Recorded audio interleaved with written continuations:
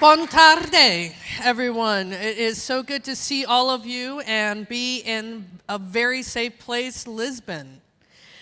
So originally when I was talking about this presentation with the organizers, I wanted to try to inspire people to get into cybersecurity, but also to think about cybersecurity. And that's still what I want to do with this presentation. However, some of the topics in this presentation have changed a little bit since I was in Kiev. Now, an introduction of myself. First off, I have no problems identifying as a hacker. I am a hacker. I'm just not a criminal hacker. I'm a nice hacker. I typically help countries, the European Union, the US, Ukraine, European Union as a whole, and in the Middle East. Sorry, I got a bit of a lung infection trying to cross the border. I'm also the distinguished chair of the Middle East Institute Cyber Program with our chairman, Richard Clark, who coined the phrase cyber warfare. And that's the area that I operate in the most. I also do a bit of hacking on infrastructure and ICS, or operational technology, as well as web app and a few other things. I get bored easily. That's why I like to do many, many different things. The previous speaker had mentioned the Shamoon virus, which was a wiper virus, which as of August this year will be the 10th anniversary of the Shamoon virus, which almost took out, at the time, the world's most valuable company. And I was the one that they contacted to reestablish their business operations. And I come from a military background, doing all sorts of weird and wonderful things as an aircrew member, Space Command, and also I got caught as a hacker red-handed by the FBI when I was 10 years old. So I love doing this stuff. It's just, I don't do ransomware attacks. I'd probably be richer if I was a cyber criminal. Darn it. So there's this like oldish song that used to say the revolution will not be televised, right?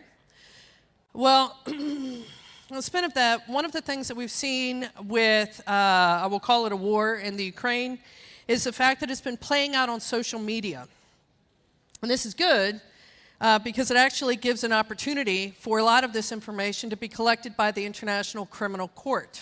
I myself am in contact with both Europol and the International Criminal Court to give evidence against some of the war crimes that have occurred in the Ukraine. But that also offers an opportunity for bots. Now, we see a lot of these things trying to skew information. We saw it with COVID. We saw it with various elections around the world. As a matter of fact, the last referendum that the Netherlands had before they were taken off the books, we are no longer allowed to have any more referendums in the Netherlands, is because the referendum stated that do you vote yes or no if you want to increase trading with Ukraine, which would have been the first step for Ukraine to start the process, other than the application, to enter the European Union. And we experienced some cyber attacks and voter manipulation and bots trying to skew the information coming out of Russia. So this has been kind of an ongoing problem. By the way, Russia is not the only one that does this. A lot of countries do this. It's just they're doing a lot more right now because of the war. Another problem we have, we say that we are all human. We say that we have free will, but yet we are very much controlled by algorithms and get stuck into these bubbles. The news that we read, we're given more news to read that is very similar, that goes along those same lines. And for example, I kind of disagree with the action in the Ukraine, but there are a lot of Russians who don't have the opportunity to view outside media. And once they also get into their own information bubble, well, they've got a very different opinion than I do. And then we also have this problem, which, by the way, this has been happening for a long time, what is real and what is not. Does anyone know the first official operation of propaganda, when it was created? It was created by the Vatican in 1668, I believe, and it was called the Office of Propaganda. So this stuff has been around for a long time. They were not the first, they were just the first ones to make an official office that we know of, okay? And all of us, we have to be very careful about what's real or not. Even with the Ukrainian situation, there's been a lot of things that are not verified or unconfirmed. And so we have to watch these because you never know. We've seen pictures that Russia has used stating that the Ukrainians blew up a school with a missile. Well, I happened to be in the same hotel as all the journalists in Kiev before I had to leave, and I got to see all the original pictures. There was no missile, there was no scorch marks. It was perfectly roundish in the brick structure, like somebody had just pounded it with a sledgehammer. So we have to watch out for these things. And also Western journalists do the same thing. Don't get me wrong. It isn't only Russia. So I'm going to use this example as a way to show you how all of us can get into cybersecurity and also to use technology when there's a crisis. And this has been a very unusual war because typically in wars, communications are cut. In this particular case, there are several reasons why communications are still up for the most part in Ukraine. Number one, the Russians have terrible communications, so they're using part of the backbone. Number two, up until late last year, it was still legal for Russian citizens to own telecommunications infrastructure in the Ukraine. It's a very odd situation where the vast majority of telecommunications infrastructure was either owned by Russians or dual Ukrainian and Russian citizens. Now, once you're on the backbone of a country's telecommunications, you know the blueprints of a whole bunch of things. And it's very difficult to just change out hardware and go, hey, new law, we're just going to change everything from this vendor to that vendor to whatever. It's not so easy, and it takes a lot of money, and Ukraine has never been a very wealthy country, right? So I put a whole bunch of videos and tweets out and information and pictures whilst I was in Kiev. Now, the reason why I was in Kiev was I was asked to stage there to do incident management in case there was a nuclear cyber attack. It's an area that I'm very well versed. I used to be a lecturer for GCHQ's Centers for the Protection of National Infrastructure in the United Kingdom, and I've been to almost every single nuclear facility in the UK. And that's for a reason. We're all digital, right? We have our smartphones, our kingdom in our pocket, which is an IoT device. We also have this wonderful electricity. Lots of it is connected to the internet. And so are sometimes nuclear facilities. And you hope that they are very secure. Who thinks that they're very, very secure? Oh, well, you know, that's okay. I've handled quite a few nuclear cyber incidents. I don't want to keep you up at night, but I've handled too many. Okay? Now, whilst I was doing this, and this shows the power of some of these bots, and some of these, say, automated attack mechanisms that can be put in place for any sort of news. I started getting basically harassment by most likely Russian bots, but also, oddly enough, this group called QAnon. And they are a conspiracy theory group who doesn't think that what's going on in Ukraine is actually going on, and that Russia is the savior of the Ukraine. That's not the case. So I thought it was very odd. Also, they tried to take my account down, and they're still trying to do so by reporting my account as, spam and things like that. And also people who have either retweeted and what have you. They've also gotten attacks on social media in much in the same manner. And journalists who have covered part of the journey and some of the information that I discovered and have been working on and still am working on have also been attacked in the same manner. We've left Kiev. We're all a bit tired. Poor Brian, he had to take a nap. So I started driving. Obviously, I'm not driving during this. We stopped off finally to use a toilet for everybody. And the car and the bus. So we're about to take off again. We're finally out of Kiev, but we're not very close to where we're headed. We're going to try to actually find a place to eat, hopefully in about an hour and a half more of a drive. So, so far so good. We've got, turns out, I think he said 26 people, families, kids, Americans, Ukrainians, and Romanians so far. Yeah, interesting times. An unusual way to wake up.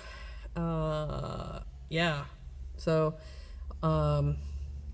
stay safe out there, and I'll try to update more later. So my journey is not unique. It has been played on social media hundreds of thousands of times, maybe even a million times or more right now, because a lot of people have had to leave this country called Ukraine and try to find safety elsewhere. Now, also as in Kiev, we got woken up by shelling. And basically, most of us had not really slept since the Russians had moved into the east early Monday morning. Because it's kind of nerve-wracking to know, I'm in a country where Russia might attack. I don't know about you, but I didn't get much sleep. And what's interesting is also some of these other journeys that people have posted have actually been used for misinformation and disinformation in Russia and by various conspiracy theorists as well. So everything that we put up on social media, it can actually be very skewed.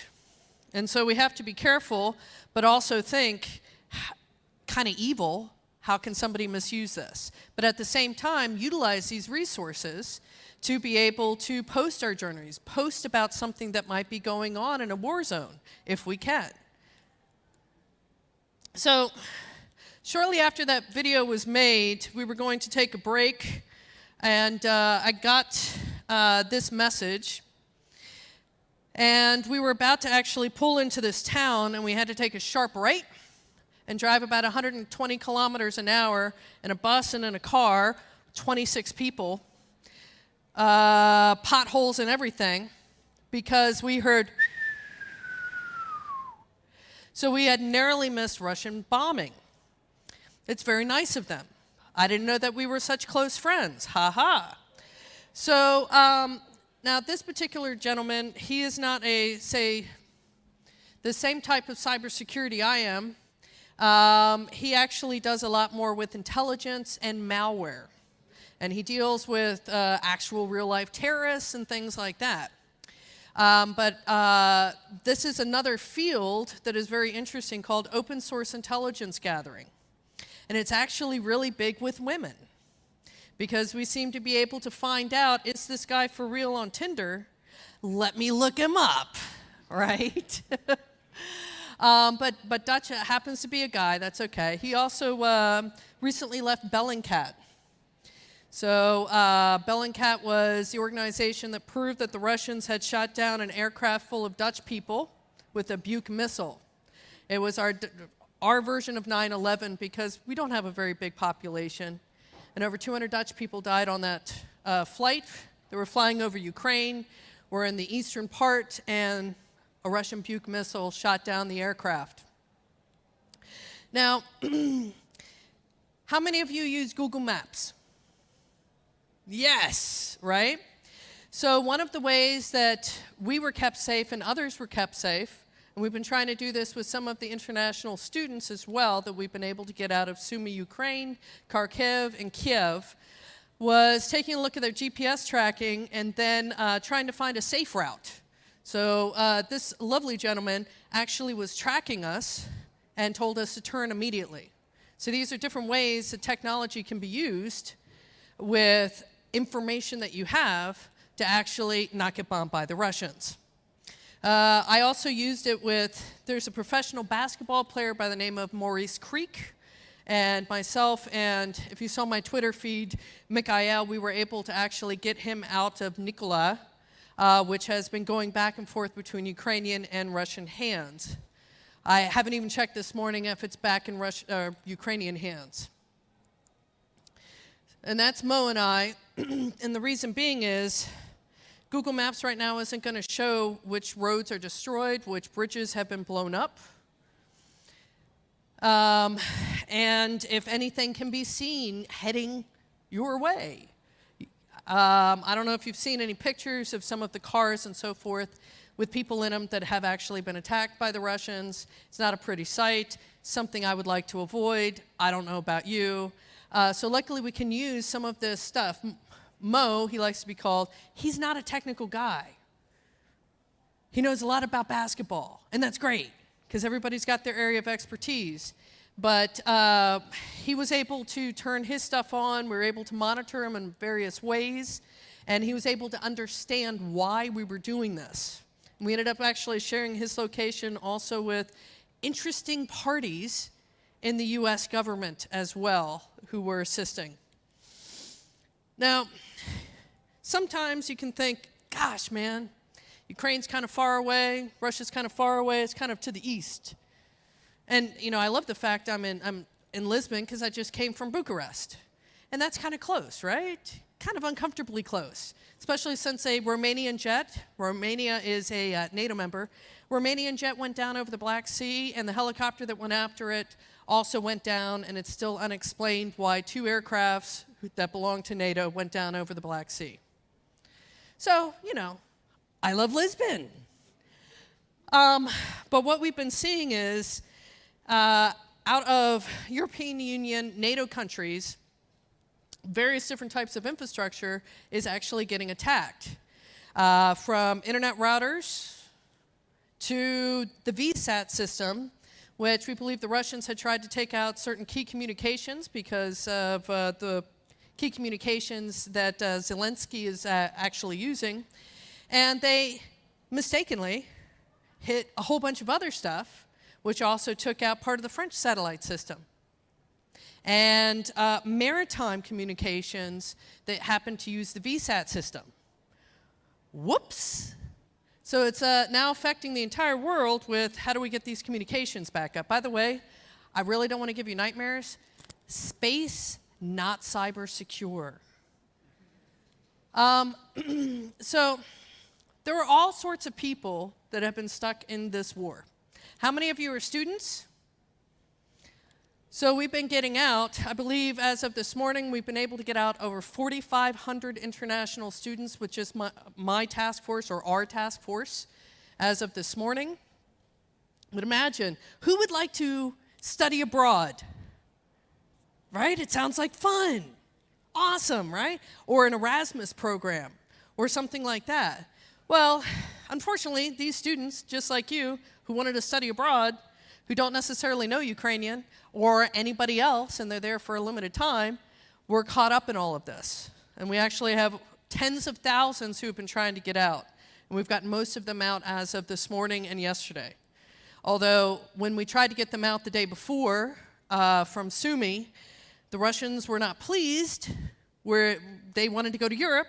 Russia wanted to take them to Russia, and then they shot at our students. Luckily, none of our students were actually shot, like we had one in Kiev.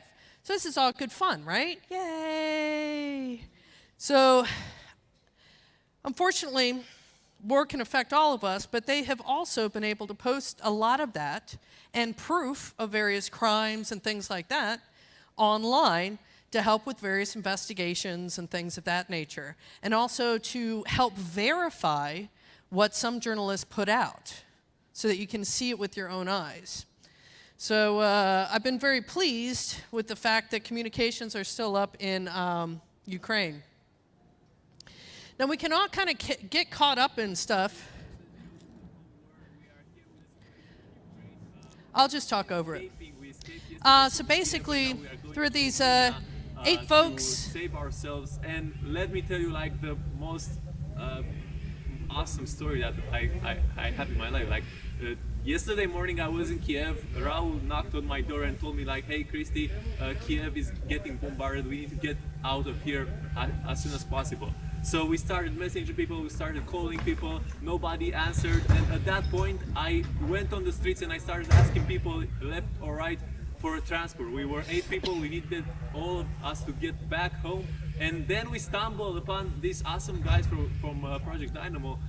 They had their minivan in front of a hotel, and I asked Brian, and he said, like, okay, man, we can take you. and I was like, we were strangers, 8 people. They agreed to take us without knowing us and go through this whole map. Sorry. And yeah, it was just awesome. They treated us very nicely, and human kindness really exists out there. So thank you so much. It's basically, imagine you're on a business trip. The folks who bring you there are like, oh yeah, it's fine, it's safe where you are, fantastic. And then boom, right? So they ended up meeting us as complete strangers, and we took them on the bus that we were there trying to get out of Kiev. Now what's important is the chap that is talking, it turns out he is one of the most famous people in Romania. And I think I list his Instagram in one of the slides. So famous, when we came over the border, some of the emergency volunteers actually wanted to take pictures with him. So from his journey, his pictures, and so forth, it got picked up quite a bit so that other journalists could use it for various information and also various verification, and it helped get the word out of what was really going on in Romania. It was an odd journey. I never knew I'd be with a very famous Romanian, right? You never know. So we tried to get to the border. It's taken a while. We have avoided Russian troops that we came across, a Russian military truck that was dropping pamphlets of propaganda in various villages because we took back roads. We're using a lot of technology. We're using various social media channels. We're using GPS. We're connecting to various governments. We're trying to get a safe route out. We're really trying not to get killed. And we come to the border. We're at the border crossing of Ukraine and Syriet, Romania. And it was taking a while. We had an interesting time, inching and trying to get a car length ahead. It was a 9-kilometer long line. We even got hit in the side of our bus.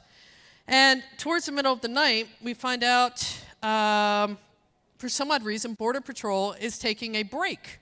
We're like, are you freaking kidding us? Why would they be taking a break? You know, there's 9 kilometers of traffic. There are people pushing themselves with wheelchairs. There are pregnant women pushing baby strollers. It's freezing freaking cold. There are no services. So luckily I took that toilet roll from my hotel room. That was quite helpful for the forest. So if that gives you any idea of what it was like on the border, it was turning into a humanitarian crisis.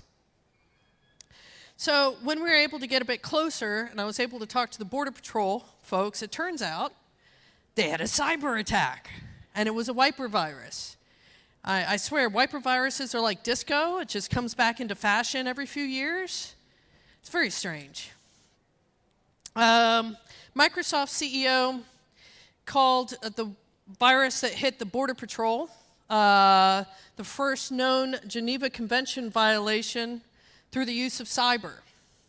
So what they had done was, to get to Romania, you have to first go through exit control in the Ukraine. If you're a guy, I see all of the guys here are fighting age, you can't leave Ukraine.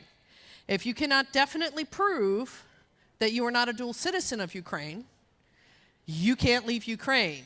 If you're in the medical field, male or female, they automatically enrolled you in the military. Well, how do you verify that if you can only use pencil and paper and none of your computer systems are working? It's going to slow down traffic. So it ended up slowing down all the refugees that were trying to leave Ukraine for safety, causing people to freeze to death. There was a petrol station on the way to the border crossing, and I passed through that petrol station, and there was a lady who was waiting so long to use the toilet, she actually froze to death. And she was not the only one. So you can see where this is like, hey, cyber, it's cool, let's hack some stuff. Oh, great. It's been used to cause this terrible, terrible issue where people are literally dying because it's taking so long trying to get over the border. So you can see why it could be a Geneva Convention violation. So that's Right, Christian. So this is the situation that happened at Did you the turn it up? border, like a couple of days ago when me and Chris had a chance to go out of Ukraine. So we were at the queue and we found out that the security, like the system, the informatic system of the border, like went down. So that's why they took a break in the night, because they didn't have access to computers and they couldn't verify documents for people getting out of the country. And at that point, Chris, who was, from what I understood, Chris, who was in the country in Ukraine to help them with cyber attacks and all that stuff, had the chance to go there and talk with them and help them and guide them through some directions. And she was also working, as we speak, on this as well. So that's why we had the chance, me being with Chris there, we had a chance to be prioritized in front of the queue and be able to cross the border in order for Chris to be able to help them further with what happened in there with the cyber attack. So what's very interesting about this particular war is typically during a war situation, the only people that get really good photographs are journalists who go in wearing flak vests, helmets, they have a security team, all that kind of stuff, if they can actually get in. But in this particular case, it is millions of people able to post photographs, post video. And now that information can be used with the International Criminal Court. And I think it's fantastic that everyday people who are non-techies, sometimes we call them normies in the US, are able to actually document this type of information and to be able to use a smartphone very easily to do so. And there's something behind like photographs and video called exfil data, which also can be used to verify when that photograph was taken, what time, what date, what type of device it was taken from, and if there's been any sort of modification. So this is fantastic evidence in a court of law, and everybody can do it. And there's his Instagram. He's got like, I don't know how many followers, but he's a very nice guy. So there were other things that we were doing for technology. Now, I love a lot of journalists, some I don't like, but most of the journalists I've worked with are not as tech as you would think, and that's fine. Their job is to report news and to write about it. So one of the things that we did, there's this group called OSINT Curious, and various other intelligence groups have been working with myself, and we've been getting information to journalists who are in Ukraine to be able to pinpoint a safe route. This is just an example of where Maurice Creek was and like various no-go areas. This was just sent to me over a LinkedIn message by my friends associated with OSINT Curious, but we had a whole team of people, and we still have a team of people working to offer intelligence to be able to get journalists in and out of borders, safe roads, etc., because it's important for them to be able to tell the story of what's going on. We even had folks who are not cyber folks, but who were former law enforcement do background checks on some of the drivers to make sure that, hey, are you a human trafficker? Because that's going on right now as well. It's a war zone. It's a bad thing to happen, but yeah. We pass back and forth situation reports so that if there's a particular hot area or something, we hope that a journalist doesn't die, because several have already been shot by Russian troops, which is another shame. And we also send each other information back and forth so that we can get additional people out. And most of this is done by people who are not technical but have other skills. And they're using technology for the benefit to get the information out about this particular war. So, as of yesterday, we finally were able to get the vast majority of our international students out of Sumy, Ukraine. You might have seen them on the news, I don't know. We found out some of them missed the message, and were not checking their phones, so missed the buses yesterday. So we actually got information from other groups in various Discord channels, Slack channels, and so forth, that invited me to try to arrange with the task force to get the students out. Because who wants to be stuck in Sumy, Ukraine? There you go, nobody. And what's interesting is for the volunteer group, because a lot of technology has been going back and forth. I'm the only techie in this task force, but they've been doing this excellent job. I have to give a shout out to them. Also, our group is 90% ladies. So we're doing a heck of a lot to try to get these students back. I love you men as well, don't worry. I don't want to exclude you. But at least in the US, I don't know how it is in Portugal, but there's this idea that in the US, not everyone thinks this, but enough people do, that women don't really know how to use technology. And here we're utilizing a bunch of different types of technology in a way that some people, say in the US, might think, how could they do that?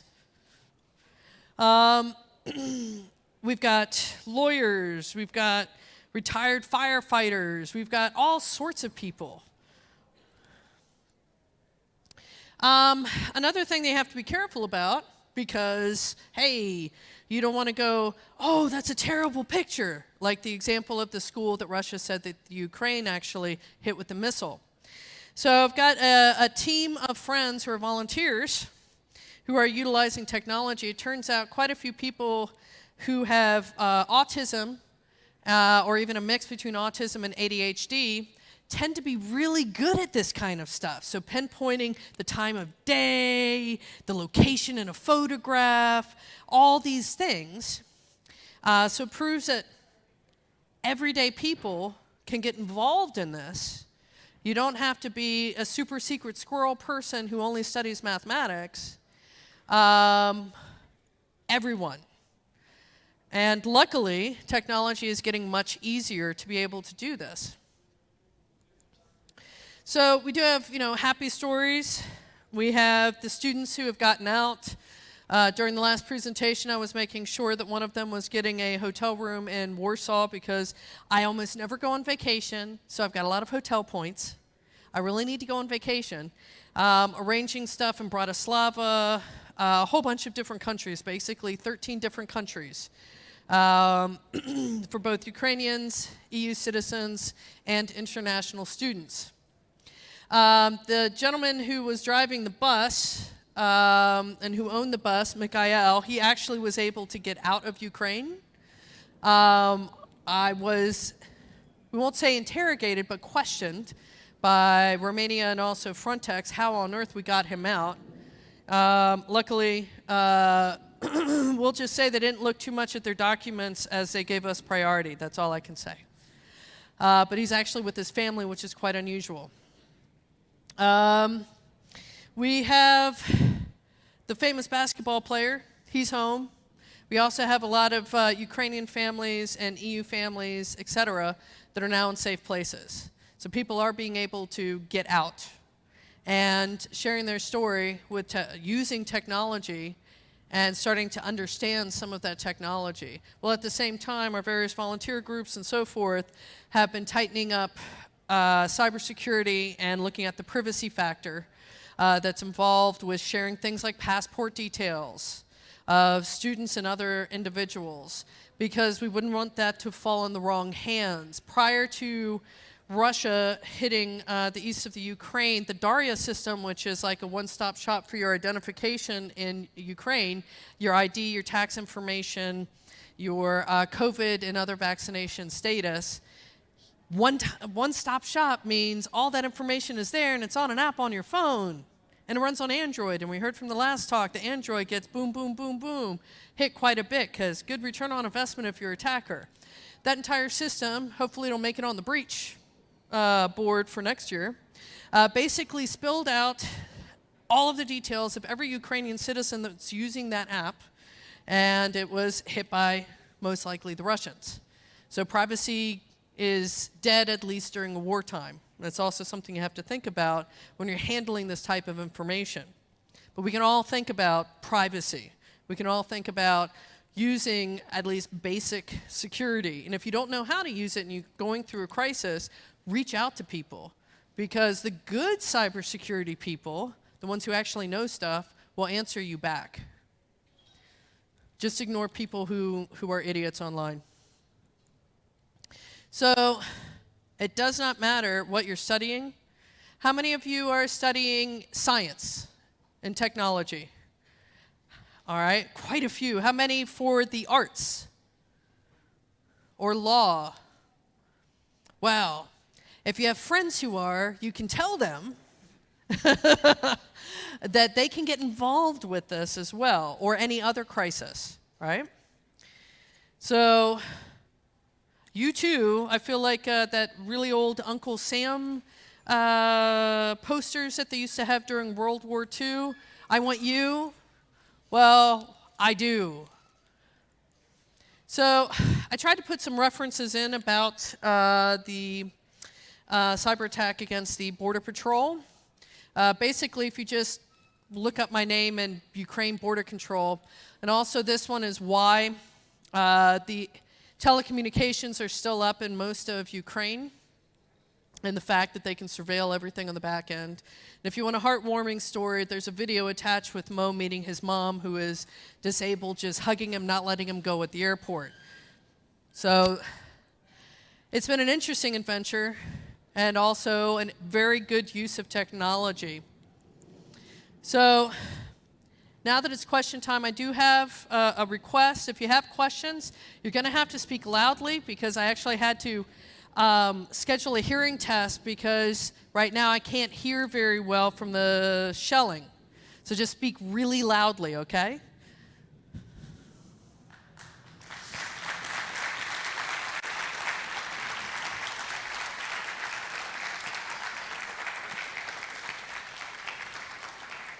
Stand next to the speaker. Okay, guys, so who has questions for Chris? Just put your hands up. I love questions. Really, I do. I see one.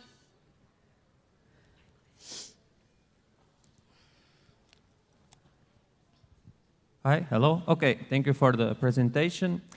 So if I understood, the Russians have the backbone of the communications in Ukraine. Yes, up until it was made illegal late so last year, but it's not all off. They can listen, they can see the communications, but, well, I think most of them are encrypted, or HTTPS, No. SSL. Oh, no. So I did an all-country scan using census.io when I arrived in Ukraine, and the vast majority of computer systems and communications are actually using unencrypted communications.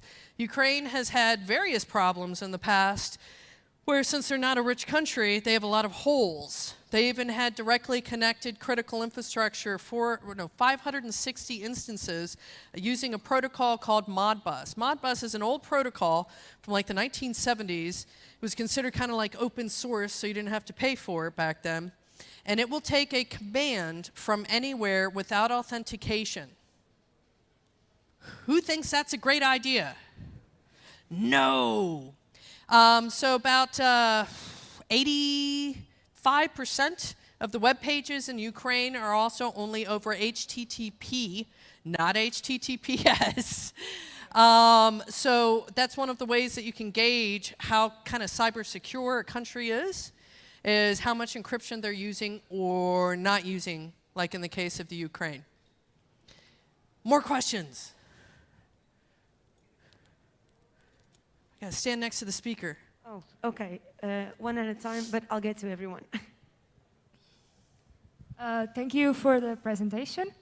Regarding the time you said you hacked into the US government when you were 10. Sorry. Is it loud enough now? Okay. When you said you hacked into the US government at 10, how did you get in? Yeah, basically having either no password or 0000 as a maximum password at the time, I really didn't think it was real because it was so easy to get in. And as a 10-year-old, you're like, oh, this is fun. To give you background, my mother was a programmer on robotics production lines for car manufacturing. So she taught me from a very young age computer programming because she couldn't afford a babysitter, so she would just sit me there in front of a computer at work. So hopefully it paid off. I don't know. But they caught me red-handed. My middle school, I'm not sure what it would be in Portugal, they had gotten this grant for a computer lab. And guess who used it the most? And I just had 2 FBI agents come up, seeing me in literally pigtails, do, and wasn't allowed to use a computer until I was 18. There you go. Okay. I see one.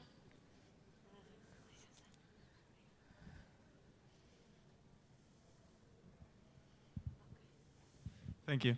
What would be your advice to someone wanting to study cybersecurity? I would say, firstly, and I gave this advice earlier today, don't get overwhelmed. No one in cybersecurity knows everyone. If you see somebody who says, I'm the expert and I know everyone, stay away from them because they're absolutely lying. Secondly, try to look at some free resources that you can use right now. Exploit-db.com is one where it'll list the exploit and sometimes the application. There's also another one called oldapps.com, I believe, where it has really old applications, and so you can tie those to exploits. And that's if you happen to like application or web application hacking. If networking interests you, there's a lot of very interesting network protocols, which, wow, they were just set up with no concept of security back in the day before I think any of us were born in this room. There's also other ways that you can think about it, like software or operating system exploitation, and there's even more. Get a little taste of a bit of everything using free tools. You can set up your own lab using no-cost or low-cost tools. You don't have to go out and buy fancy stuff. You don't have to go out and spend a heck of a lot of money on training just to get your feet wet. And when you find an area that you like, go for that area because you're going to be passionate about it. You're going to love learning about it. And reach out to people. If you run into a problem, go on social media and go, hey, I got this problem. Can anybody help? And people will say, hey, yeah, I can help. If they're idiots, just block them because they don't know anything. All right, guys. So we have no more time for questions, but if you want to speak to Chris a bit more, you can speak a bit with her out there in the showcase area. So before we announce the winner of this session, I ask for a big round of applause to Chris. One more time.